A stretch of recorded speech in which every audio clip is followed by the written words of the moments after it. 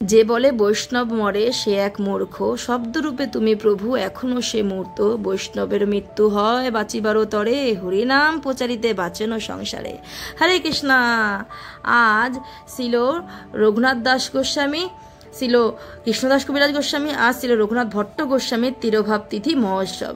ছিল রঘুনাথ দাস গোস্বামী ভগবান শ্রী চৈতন্য মহাপ্রভুর অন্যতম মহান একজন ভক্ত ছিলেন এবং তিনি বৈরাগ্যের প্রতীক ছিলেন। তিনি প্রতিদিন অনেক মালা জপ করতেন, গোবর্ধন পর্বতকে প্রণাম করতেন, বৃন্দাবনের পুজো করতেন, শ্রী জগন্নাথপুরীতে স্বরূপ দামোদরের সহায়তা করতেন ও অন্যান্য আরও সেবাসহ দিব্য গ্রন্থাবলী রচনা করেছেন। প্রতি বছর আমরা পানিহাটি মহোৎসব উদযাপন করি, যেখানে ভগবান শ্রী নিত্যানন্দ প্রভু রঘুনাথ দাস গোস্বামীকে দণ্ড মহোৎসব দান প্রদান করেছিলেন। রঘুনাথ দাস গোস্বামী ভগবান শ্রী চৈতন্য মহাপ্রভুর ব্যক্তিগত সহায়ক ও স্বরূপ দামোদরের সচিব হিসেবে সেবা করে শিক্ষালাভ করেছিলেন। তিনি কৃষ্ণদাস কবিরাজ গোস্বামী, যিনি শ্রী চৈতন্যদেব রচনা করেছিলেন, তার কাছে গিয়ে সেই জ্ঞান দান করেছিলেন।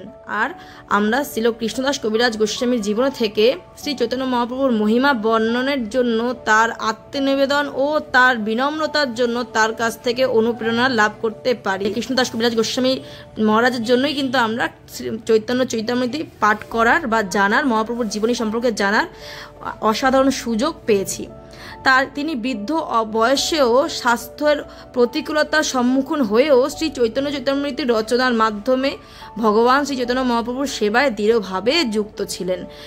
আর শ্রী রঘুনাথ ভট্ট গোস্বামী তীব্র ভক্তি সহকারে নিরন্তর শ্রীমদ্ ভাগবত পাঠের জন্য সুপরিচিত ছিলেন। আমরা আমাদের উপর তাদের আশীর্বাদ প্রার্থনা করি, যেন আমরা ভগবান শ্রী চৈতন্য মহাপ্রভুর বার্তা প্রচারের জন্য শক্তিপ্রাপ্ত হই, যা কৃষ্ণ কৃপাসী মূর্তি অভয়চরণ ভক্তিবেদান্ত স্বামী প্রভুপাদের মাধ্যমে গুরু পরম্পরার ধারায় আমাদের মাঝে নেমে এসেছে। জয় রঘুনাথ দাস গোস্বামী মহারাজ কি জয়, শ্রী কৃষ্ণ দাস গোস্বামী মহারাজ কি জয়, শ্রী রঘুনাথ ভট্ট গোস্বামী মহারাজ কি জয়।